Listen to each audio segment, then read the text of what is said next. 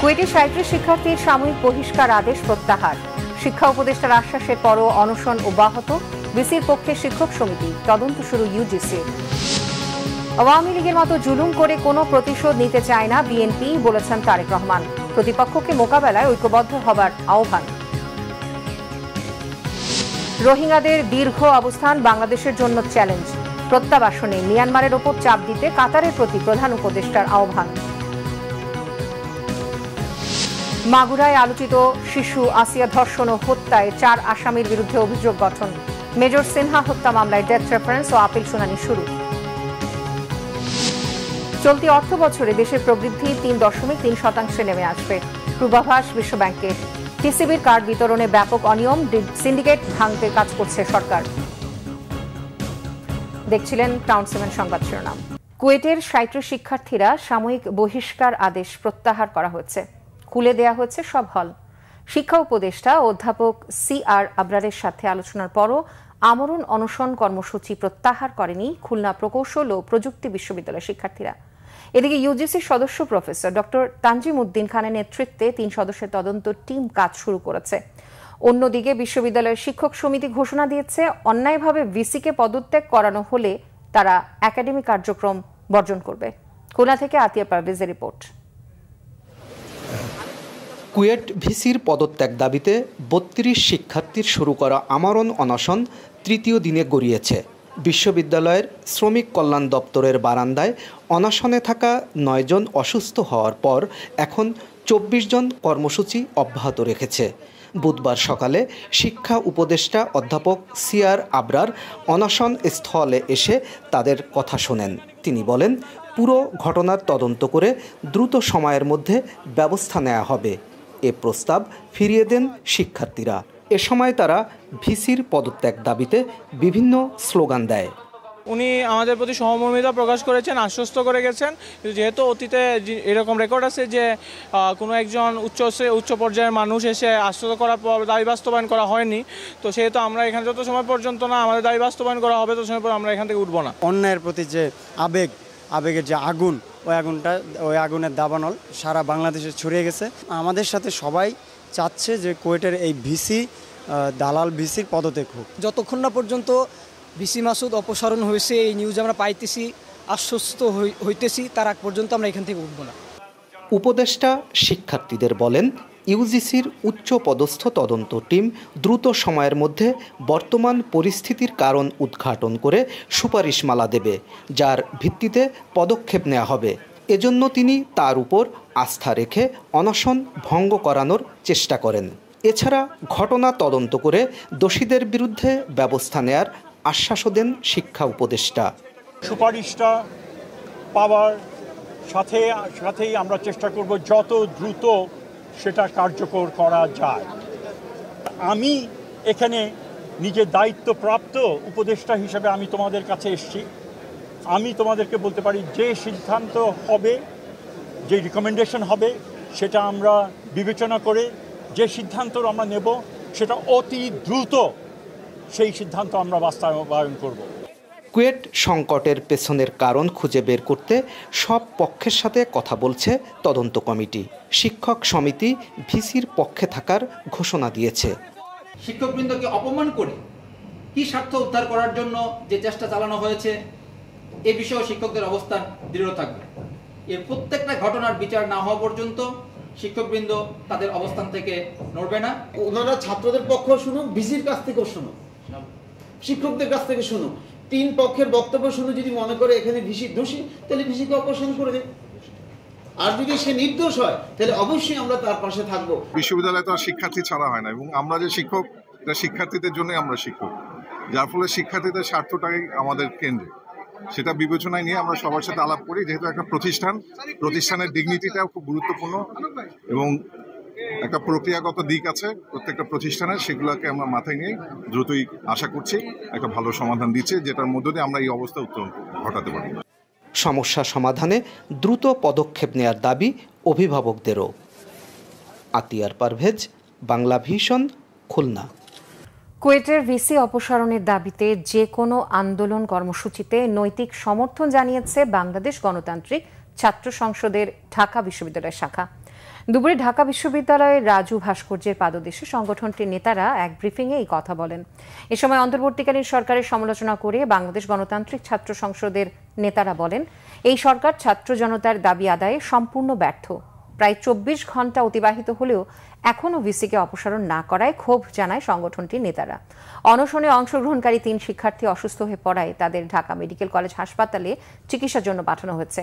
শিক্ষার্থীরা জানান, তাদের দাবি পূরণ না হওয়া পর্যন্ত কুয়েট শিক্ষার্থীদের সাথে সংহতি রেখে এই অনশন চলবে। এর আগে মঙ্গলবার রাত 11টার দিকে ঢাকা বিশ্ববিদ্যালয়ের রাজু ভাস্কর্যের পাদদেশে এই অনশন শুরু করেন তারা।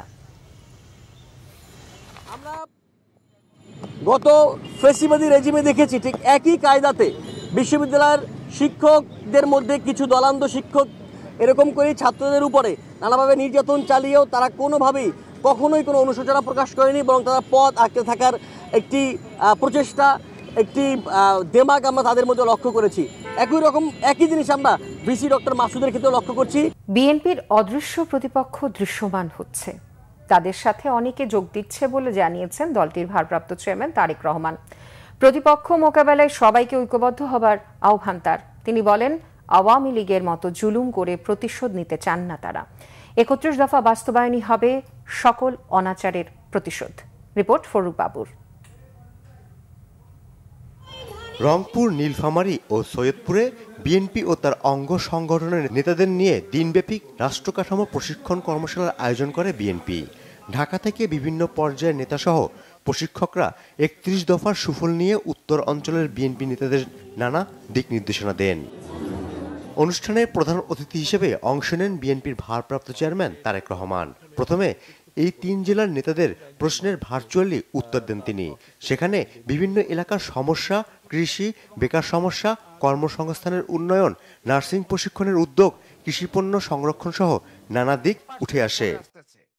তারেক রহমান বলেন, আওয়ামী লীগের দলীয়করণের কারণে চাকরি বঞ্চিত ভুক্তভোগী শুধু ছাত্রদল নয়, আরও অনেকে আছেন যাদের বেকার ভাতা দেওয়া হবে। সংসদের আসন বাড়ানোর ব্যাপারে বিএনপির ভারপ্রাপ্ত চেয়ারম্যান বলেন, জনপ্রতিনিধিরাই এ ব্যাপারে সিদ্ধান্ত নেবেন। 31 দফায় 6 নম্বরে বলা হয়েছে যে দ্বিকক্ষ বিশিষ্ট আইনসভা করা হবে। নির্বাচিত হবার পরে উচ্চ কক্ষের সদস্যরা কিভাবে নির্বাচিত হবেন কম বেশি সেটি তখন ওখানে আলোচনা করে, সংসদে আলোচনা করেই মোটামুটি ভাবে ঠিক হবে যে কোন প্রক্রিয়ায় এই সংসদটি তৈরি হবে। বিএনপির বিরুদ্ধে সামাজিক যোগাযোগ মাধ্যমে মিথ্যাচারেরও প্রতিবাদ করেন তিনি। আমাদের সেই অদৃশ্য প্রতিপক্ষ আস্তে আস্তে দৃশ্যমান হচ্ছে, সাথে আরো বিভিন্ন প্রতিপক্ষ কিন্তু তাদের সাথে যোগ করছে। কাজেই দেশের জন্য, দেশের স্বার্থে আমরা যা করতে চাই এটি যত বেশি সংখ্যক আমরা মানুষের কাছে নিয়ে যেতে পারবো, মানুষের সমর্থন অর্জন করতে পারবো, আমরা আমাদের সেই দৃশ্য বলেন, অদৃশ্য বলেন বা দৃশ্যমান প্রতিপক্ষকে আমরা তত শক্ত, তত জোরালো ভাবে আমরা তাদেরকে মোকাবেলা করতে পারবো।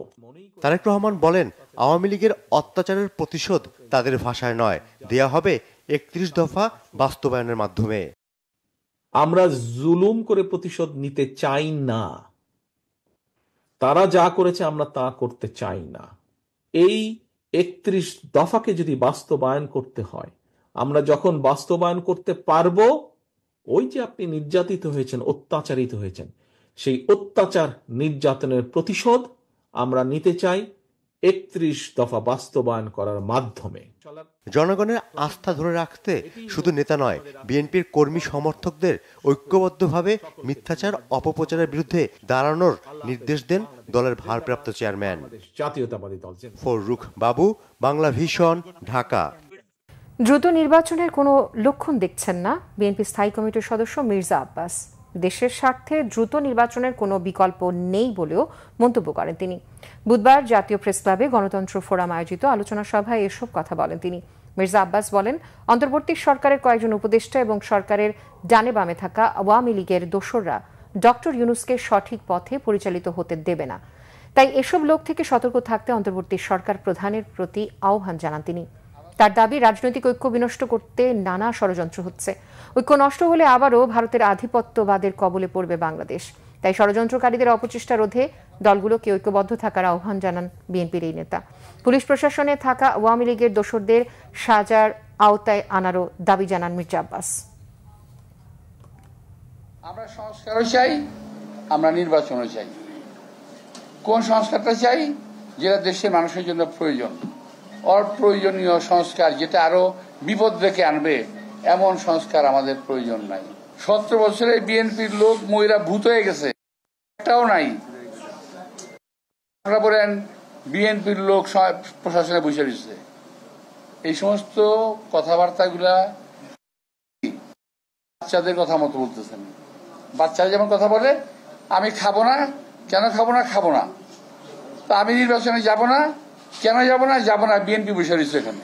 এদিকে সংস্কারের কোনো বিষয়ে রাজনৈতিক দলগুলো ঐক্যমত্য হয়েছে, তা কেন প্রকাশ করা হচ্ছে না সেই প্রশ্ন তুলেছেন বিএনপির স্থায়ী কমিটির সদস্য আমির খসরু মাহমুদ চৌধুরী। তিনি বলেন, প্রধান উপদেষ্টার প্রতিশ্রুতি অনুযায়ী দ্রুত জাতির সামনে তা প্রকাশ করতে হবে। বিএনপি চেয়ারপারসন খালেদা জিয়ার গুলশান কার্যালয়ের সমমনা দুটি রাজনৈতিক দলের নেতাদের সঙ্গে আলাদা বৈঠক শেষে আমির খসরু মাহমুদ চৌধুরী কথা বলেন। লিয়াজো কমিটির ধারাবাহিক বৈঠকের অংশ হিসেবে প্রথমে এনডিএম নেতাদের সঙ্গে বৈঠক করেন বিএনপি নেতারা। বিএনপি নেতাদের মধ্যে স্থায়ী কমিটির সদস্য আমির খসরু মাহমুদ চৌধুরী ও ভাইস চেয়ারম্যান বরকতুল্লাহ বুলু অংশ নেন। এনডিএম এর পক্ষে চেয়ারম্যান ববি হাজ্জাজ নেতৃত্ব দেন। এরপর গণফোরামের সাথে বৈঠকে বসেন বিএনপি নেতারা। গণফোরামের প্রতিনিধি দলের নেতৃত্ব দেন অ্যাডভোকেট সুব্রত চৌধুরী। নেতারা বলেন, প্রত্যেক দল মতামত দিয়েছে, সেগুলো জনসম্মুখে প্রকাশ করার জন্য দাবি জানান। সংস্কারের নামে নির্বাচন বিলম্বিত না হয় সে বিষয়ে গুরুত্ব দেওয়ার আহ্বান জানান বিএনপি ও সমমনা রাজনৈতিক দলের নেতারা।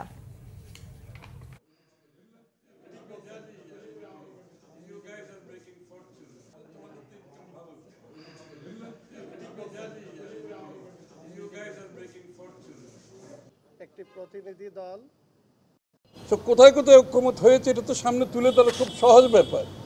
এটা তো 1 মাসও লাগার কথা না, তাই না? তো এটা যদি তুলে ধরে, ডক্টর ইউনূস সাহেব নিজেই বলেছেন, আমরা সবাই বলছি ঐক্যমতের ভিত্তিতে সংস্কার করা হবে। যদি তাই হয়ে থাকে, কোথায় ঐক্যমত হয়েছে এটা জনসম্মুখে তুলে ধরলেই তো হয়।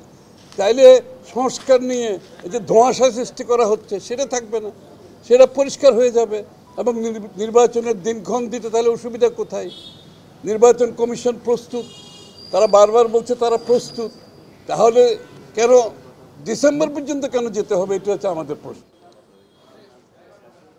রোহিঙ্গা প্রত্যাবাসন দ্রুত শুরু করতে মিয়ানমারের উপর চাপ দিতে কাতারের প্রতি আহ্বান জানিয়েছেন প্রধান উপদেষ্টা ডক্টর মোহাম্মদ ইউনূস। সেই সাথে এ খাতে তহবিল সংগ্রহ বাড়াতে ওআইসির দেশগুলোকে সক্রিয় ভূমিকা রাখার কথাও বলেন তিনি। রোহিঙ্গাদের দীর্ঘমেয়াদে অবস্থান বাংলাদেশ সহ এই অঞ্চলের নিরাপত্তা, স্থিতিশীলতা ও উন্নয়ন কার্যক্রমকে হুমকির মুখে ফেলতে পারে। দোহায় আর্থনা সম্মেলনে এমন আশঙ্কার কথাও শুনিয়েছেন ডক্টর ইউনূস। রিপোর্ট সৈয়দ আব্দুল মুহিতের। বুধবার কাতারের দোহায় আর্থনা শীর্ষ সম্মেলনের দ্বিতীয় দিনে রোহিঙ্গা সংকট নিয়ে উচ্চ পর্যায়ের গোলটেবিল বৈঠকে অংশ নেন প্রধান উপদেষ্টা ডক্টর মোহাম্মদ ইউনূস। তিনি জানান, টেকসই প্রত্যাবাসনের মাধ্যমে রোহিঙ্গা সংকট সমাধানে আন্তর্জাতিক ও আঞ্চলিক অংশীদারদের সঙ্গে কাজ করছে বাংলাদেশ। তবে সাম্প্রতিক সময়ে আরাকান আর্মির তৎপরতা, মিয়ানমারের রাখাইনে নাটকীয় পরিস্থিতির পরিবর্তন হচ্ছে, তাই স্থিতিশীলতা নিশ্চিত করতে প্রত্যাবাসনের জন্য একটি রোডম্যাপ তৈরির আহ্বান পুনর্ব্যক্ত করেন ডক্টর মোহাম্মদ ইউনূস। বাংলাদেশকে যে 10 লক্ষের উপর রোহিঙ্গাকে যে বাংলাদেশে লুক আফটার করতে হচ্ছে, এই পুরো জিনিসটা গ্লোবাল যে কোনো ডিসকাশনে ছিল না। এটা যে একটা রিজিওনাল ক্রাইসিসের রূপ নিতে পারে এবং এটার থেকে যে একটা বড় রকমের সিকিউরিটি সমস্যা তৈরি হতে পারে, এই জিনিসটা উনি বারবার জানাতে চাচ্ছেন। ইউএন এই যে সেপ্টেম্বরে একটা ওরা রোহিঙ্গাদের উপরে আলাদা একটা ডিসকাশন করবে, এটা একটা কনফারেন্স হবে রোহিঙ্গাদের উপরে এবং ওয়ার্ল্ডের আমরা আশা করছি 170টার মতো দেশ এইখানে পার্টিসিপেট করবে। সম্মেলনের বাইরে প্রধান উপদেষ্টার সাথে সাক্ষাৎ করেন দেশটির উপপ্রধানমন্ত্রী ও প্রতিরক্ষা বিষয়ক প্রতিমন্ত্রী শেখ সৌদ বিন আব্দুল রহমান বিন হাসান আল থানি। কাতার সশস্ত্র বাহিনীতে 725 জনকে ডেপুটেশনে পাঠানোর বাংলাদেশের প্রস্তাব গ্রহণ করায় কৃতজ্ঞতা জানান। এছাড়াও প্রধান উপদেষ্টার সাথে বৈঠক হয় কাতারের বাণিজ্য মন্ত্রী শেখ ফয়সাল বিন আল থানির। স্বার্থ সংশ্লিষ্ট বিভিন্ন ইস্যুতে আলোচনা করেন তারা। এদিকে কাতার সফরে প্রধান উপদেষ্টা ডক্টর মোহাম্মদ ইউনুসের সাথে সাক্ষাৎ করেছেন স্পেস এক্সের গ্লোবাল এঙ্গেজমেন্ট বিভাগের ভাইস প্রেসিডেন্ট লরেন ড্রেয়ার। তিনি প্রধান উপদেষ্টাকে আশ্বস্ত করেছেন মে মাস নাগাদ প্রযুক্তিগত উৎক্ষেপণে সম্পূর্ণ প্রস্তুত তারা। এছাড়াও ইলন মাস্ক প্রতিষ্ঠিত আরেকটি প্রতিষ্ঠান পেপ্যালও বাংলাদেশ স্পেস এক্সের কার্যক্রম ডিজিটাল লেনদেনের সহায়ক হিসেবে বিবেচনায় রয়েছে। সৈয়দ আব্দুল মুহিত, বাংলা ভিশন, ঢাকা। প্রধান উপদেষ্টা ডক্টর মোহাম্মদ ইউনুসের বিরুদ্ধে 25 কোটি টাকা আত্মসাৎ এবং অর্থ পাচারের অভিযোগে করা দুদকের মামলাটি বাতিল করে দিয়েছেন আপিল বিভাগ। প্রধান বিচারপতি ডক্টর সৈয়দ রেফাত আহমেদের নেতৃত্বাধীন 4 বিচারপতির বেঞ্চ ডক্টর ইউনুসের আপিল মঞ্জুর করে এই রায় দেন। আসামি ও দুদকের উভয় পক্ষের আইনজীবী বলেন, এই রায়ের ফলে মামলাটি ভিত্তিহীন ও উদ্দেশ্য প্রণোদিত বলে প্রমাণিত হল। বিস্তারিত নাবিল জাহাঙ্গীরের রিপোর্টে। শেখ হাসিনার নেতৃত্বাধীন আওয়ামী শাসনামলে একের পর এক হয়রানিমূলক মামলাতে জড়ানো হয় নোবেল বিজয়ী অধ্যাপক ডক্টর মোহাম্মদ ইউনুসকে। এর মধ্যে একটি দুদকের করা মানি লন্ডারিং মামলা। প্রধান উপদেষ্টা হওয়ার 1 মাস আগেও দুদকের এই মামলায় আদালতে হাজিরা দিতে হয় প্রফেসর ইউনুসকে। দাঁড়াতে হয় লোহার খাঁচার কাঠগড়ায়। আমার বিষয় বলছি না, পুরোপুরি খাঁচাটাই বিলুপ্ত হয়ে যাওয়া উচিত, কারোর জন্য প্রয়োজযোগ্য না। এটা আদালতে রাখা মানেই হলো আমি তোমাকে অপমান করার জন্য এখানে বসছি। 2023 সালে ডক্টর ইউনুস সহ গ্রামীণ টেলিকমের শীর্ষ কর্মকর্তাদের বিরুদ্ধে শ্রমিকদের 25 কোটি টাকা আত্মসাৎ ও পাচারের অভিযোগে মামলাটি করে দুদক। এই মামলায় ঢাকার বিশেষ জজ আদালত 4 অভিযোগ গঠন করলে এর বৈধতা চ্যালেঞ্জ করে মামলা বাতিল চেয়ে হাইকোর্টে আবেদন করেন ডক্টর মোহাম্মদ ইউনুস সহ 7 আসামি। কিন্তু ওই আবেদন খারিজ করে দেয় আদালত। পরে হাইকোর্টের এই রায়ের বিরুদ্ধে আপিল করা হয়। এরই মধ্যে শেখ হাসিনার সরকারের উৎখাত হলে তাড়াহুড়া করে 11 আগস্ট এই মামলাটি প্রত্যাহার করে নেয় দুদক। কিন্তু এভাবে মামলা প্রত্যাহারের বিরোধিতা করে আপিল বিভাগে মামলা চালিয়ে যাওয়ার আবেদন করেন ডক্টর ইউনুস। ডক্টর মোহাম্মদ ইউনুস সাহেব বললেন, আমি ক্ষমতায় আছি, আমি কোনো সরকারের অনুগ্রহ চাই না। মামলার ধারাবাহিকতা, মামলা চলবে সুপ্রিম কোর্ট পর্যন্ত। এই মামলায় যদি আমি অপরাধী সাব্যস্ত হই তাহলে আমি অপরাধ মাথা পেতে নেব, উনি তাই ঘোষণা দিলেন। এদিকে দুদকের এখনকার আইনজীবী জানান, ভিত্তিহীন মামলা করে তৎকালীন সরকার একজন নোবেল বিজয়ীকে হেয় করেছে। দেনা পাওনা যেখানে কম বেশি হবে অবশ্যই সেটা সিভিল কোর্টে সেটেল হবে। এর জন্য কোনো মানি লন্ডারিং কেস বা 409 টাকা আত্মসাতের মামলা হবে না। এটা তো আত্মসাৎ না, দিয়েই দিছে, টাকাটা পুরাটাই দিয়ে দিচ্ছে। সেইখানে বেশি কি কম পেয়েছে, কে বেশি পেয়েছে, কে কম পেয়েছে, এই সামান্য অংশ নিয়ে যে ডিসপুটটা ছিল সেটা সিভিল কোর্টে হবে, নট ক্রিমিনাল কোর্টে। ক্রিমিনাল লায়াবিলিটি এখানে থাকেই না। আইনজীবীরা বলছেন, আপিল বিভাগের এই রায়ের ফলে কেবল মামলা বাতিল নয়, প্রফেসর ইউনুস সরকার প্রধান হওয়ার পর দুদকের তড়িঘড়ি করে মামলা প্রত্যাহার সঠিক ছিল না বলেও প্রমাণিত হলো। আমরা আইনের মোকাবেলা করে সর্বোচ্চ আদালতের মাধ্যমে আমরা এই মামলায় বিজয় লাভ করেছি। নাবিল জাহাঙ্গীর, বাংলা ভিশন, ঢাকা। বৈষম্য বিরোধী আন্দোলনের মামলায় ঊর্ধ্বতন কর্তৃপক্ষের অনুমতি ছাড়াই পুলিশ আসামি গ্রেফতার করতে পারবে। বুধবার পূর্ব অনুমতি নিতে ডিএমপির জারি করা আদেশ 3 মাসের জন্য স্থগিত করেছে হাইকোর্ট। একই সাথে আসামি গ্রেফতারের জন্য পুলিশের ঊর্ধ্বতন কর্তৃপক্ষের অনুমতি নেয়ার আদেশ কেন বেআইনি ঘোষণা করে বাতিল করা হবে না জানতে রুল জারি করেছে আদালত। বিচারপতি ফাতেমা নজিব ও বিচারপতি শিকদার মাহমুদ রাজির সমন্বয়ে গঠিত হাইকোর্ট বেঞ্চ এই আদেশ দেন। গত 9 এপ্রিল ডিএমপি থেকে জারি করা ওই অফিস আদেশে বলা হয়, বৈষম্য বিরোধী আন্দোলন সংক্রান্ত মামলায় অবশ্যই উপযুক্ত প্রমাণ সহ ঊর্ধ্বতন কর্তৃপক্ষের অনুমতি নিয়ে আসামিকে গ্রেফতার করতে হবে। এই আদেশকে চ্যালেঞ্জ করে হাইকোর্টে রিট করেন এক আইনজীবী।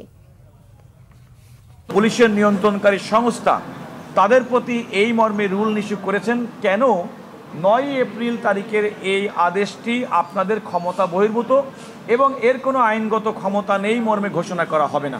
পুলিশকে কোনো ফৌজদারি মামলার আসামি, বৈষম্য বিরোধী আন্দোলনের সময় দায়েরকৃত মামলার আসামি, এজাহার নামীয় এবং তদন্তপ্রাপ্ত আসামিদেরকে গ্রেপ্তার না করার যে নির্দেশ দিয়েছিল প্রকারান্তরে, সেটির কার্যকারিতা স্থগিত করেছে। মাগুরায় আলোচিত শিশু আসিয়া ধর্ষণ ও হত্যায় 4 আসামির বিরুদ্ধে অভিযোগ গঠন করা হয়েছে।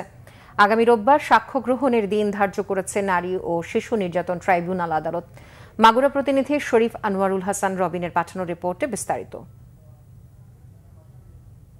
বুধবার সকাল 10:30টার দিকে জেলা নারী ও শিশু নির্যাতন দমন ট্রাইব্যুনালের বিচারক এম জাহিদ হাসানের আদালতে অভিযোগ গঠনের শুনানি হয়। এর মাধ্যমে আলোচিত এই ঘটনার বিচার শুরু হলো। আসামের আইনজীবী নিয়োগের ইচ্ছা পোষণ করাই বিজ্ঞ আদালত লিগ্যাল এইডের মাধ্যমে যথাযথ প্রক্রিয়া অনুসরণ করে জেল কর্তৃপক্ষের মাধ্যমে আবেদন করার জন্য তাদেরকে পরামর্শ দিয়েছেন।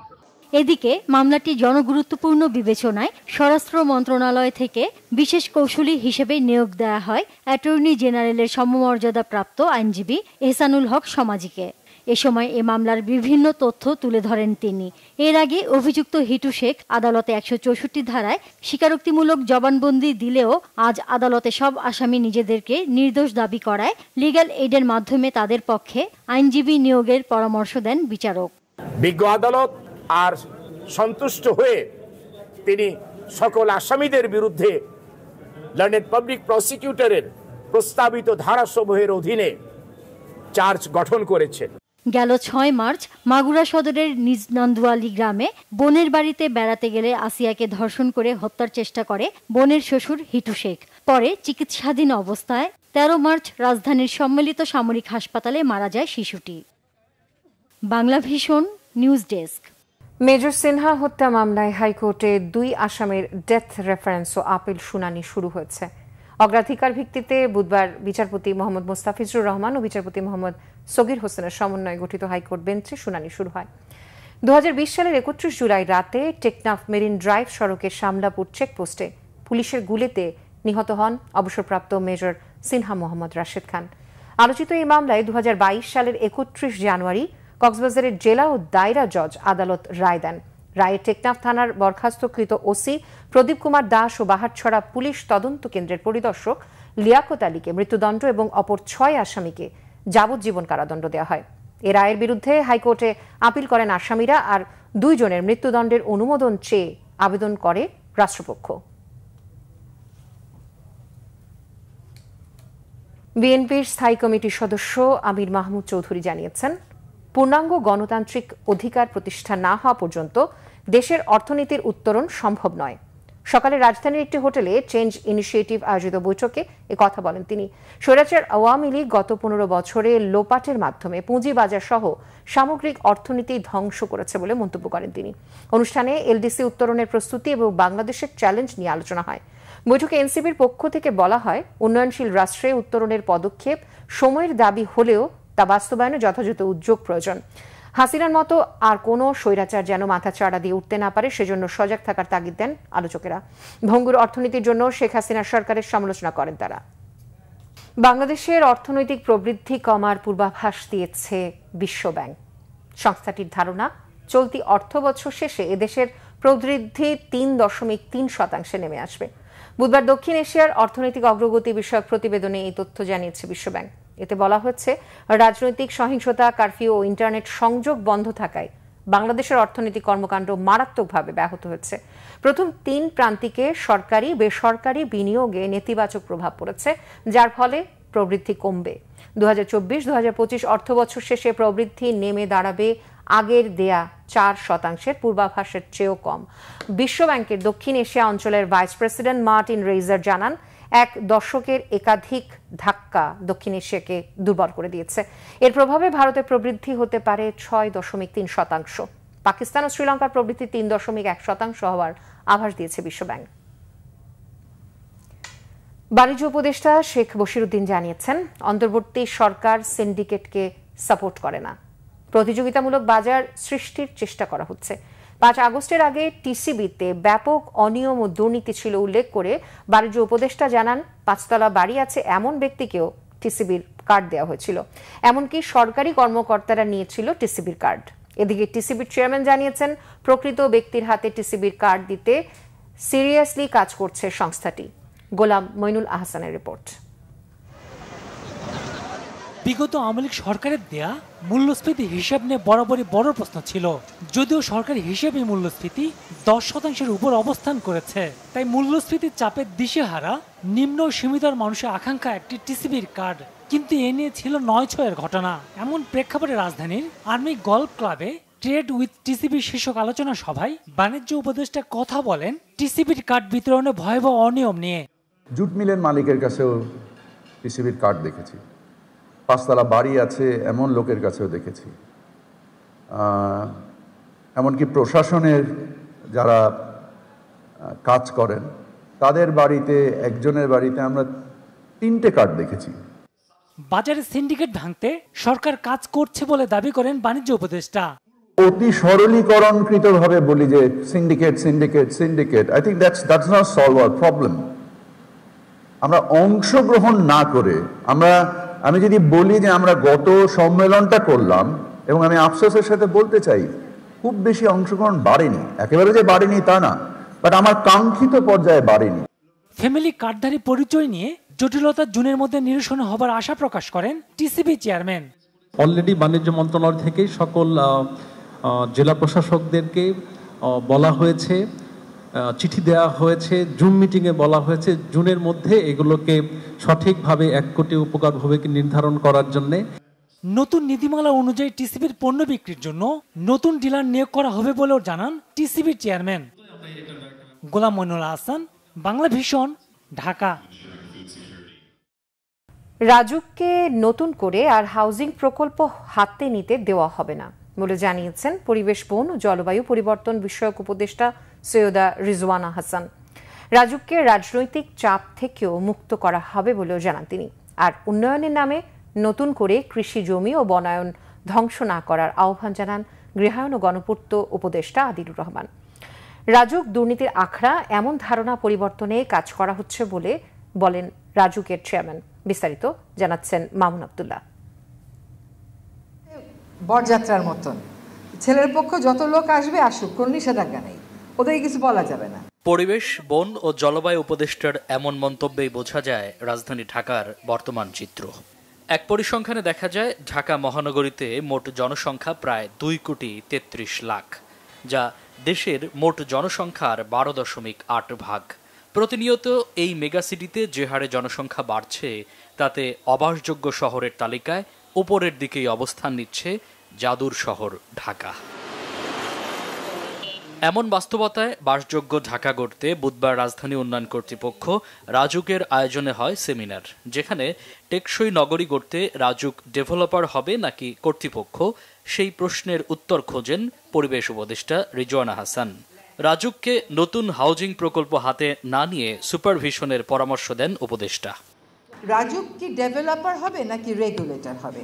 রাজুককেও আর হাউজিং প্ল্যান করতে দেয়া যাবে না, আর জায়গা নাই, আর করেন না, ঢাকাকে আর বাড়িয়েন না, যেটুকুন আছে। আপনি সাভার নিছেন, আপনি নারায়ণগঞ্জ নিছেন, সব আপনার আওতায়, কিন্তু আপনি তো আসলে কিছুই করতে পারেন না। তো একটা মেকানিজম আমরা এরকম করতে পারি কি না যে রাজুক কেবল মেট্রো ঢাকাতে তার সবগুলো কাজ করবে, আর বাকি যেগুলোতে পৌরসভা হয়ে গেছে বা সিটি কর্পোরেশন হয়ে গেছে সেগুলোতে রাজুক সুপারভাইজ করার দায়িত্বটা রাখবে। রাজধানীতে গণমানুষের চাপ কমাতে ঢাকার সাথে আশপাশের জেলাগুলোর সংযোগ স্বচ্ছ করা হবে বলে জানান গৃহায়ন ও গণপূর্ত উপদেষ্টা আদিলুর রহমান। ঢাকা সারা দেশ থেকে সারা দেশকে অবহেলিত রেখে গড়ে তোলার কোনো ব্যাপার না। তিলোত্তমার ঢাকা আর বাকি সব কিছু সারা দেশ অন্ধকারে থাকবে তা তো হতে পারে না। আমরা চেষ্টা করেছি ঢাকার সাথে কানেক্টিভিটিটা বাড়ায় দিতে, যেন চারপাশের অন্য জেলাগুলোর শহরগুলো যেন ঢাকার সঙ্গে খুব দ্রুত যোগাযোগের মাধ্যমে আসে, যেন ঢাকার মধ্যে এসে যার যে কাজ সেটা শেষ করে আবার নিজের জায়গায় চলে যেতে পারেন।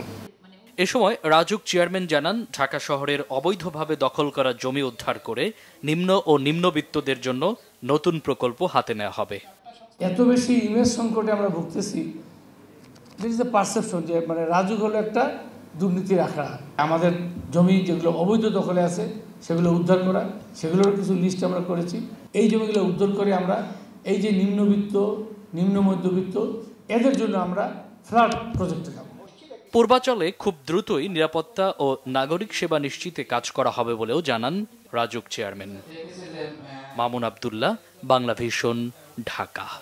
স্বরাষ্ট্র উপদেষ্টা অবসরপ্রাপ্ত লেফটেন্যান্ট জেনারেল জাহাঙ্গীর আলম চৌধুরী বলেছেন, দু একটি বিচ্ছিন্ন অপহরণের ঘটনা ঘটলেও অন্যান্য সময়ের তুলনায় পাহাড় এখন অনেকটা শান্ত রয়েছে। সুরক্ষিত রয়েছে বাংলাদেশের সীমান্ত। বুধবার দুপুরে চট্টগ্রাম সার্কিট হাউসে বিভাগের সব জেলা প্রশাসক, আইন শৃঙ্খলা বাহিনীর কর্মকর্তা ও বিভিন্ন সংস্থার কর্মকর্তাদের সাথে মতবিনিময় শেষে সাংবাদিকদের এসব কথা বলেন তিনি। জানান, সীমান্তের ওপারে মিয়ানমারে আরাকান আর্মির সাথে মিয়ানমার সেনাবাহিনীর সমস্যার কারণে কিছুটা সমস্যা হলেও বাংলাদেশ সীমান্ত সম্পূর্ণ সুরক্ষিত রয়েছে। অন্যদিকে পার্বত্য চট্টগ্রামে কিছু বিচ্ছিন্ন অপহরণের ঘটনা ঘটলেও কিভাবে পার্বত্য এলাকা সহ সারা দেশে আইন শৃঙ্খলা পরিস্থিতি আরও উন্নত করা যায় সে বিষয়ে পদক্ষেপ নেওয়া হয়েছে। প্রাইম এশিয়া বিশ্ববিদ্যালয়ের ছাত্র জাহিদুল ইসলাম পারভেজ হত্যা মামলার আসামি বৈষম্য বিরোধী ছাত্র আন্দোলনের নেতা মোহাম্মদ হৃদয় মিয়াজির 7 দিনের রিমান্ড মঞ্জুর করেছে আদালত। এদিকে ছাত্রদল কর্মী পারভেজ হত্যা মামলার প্রধান আসামি মেহেরাজ ইসলামকে গাইবান্ধা থেকে গ্রেফতার করেছে র্যাব। মামলা তদন্তকারী কর্মকর্তার 10 দিনের রিমান্ড আবেদনের উপর শুনানি শেষে ঢাকার মেট্রোপলিটন ম্যাজিস্ট্রেট মোহাম্মদ সানাউল্লাহ এই রিমান্ড মঞ্জুর করেন।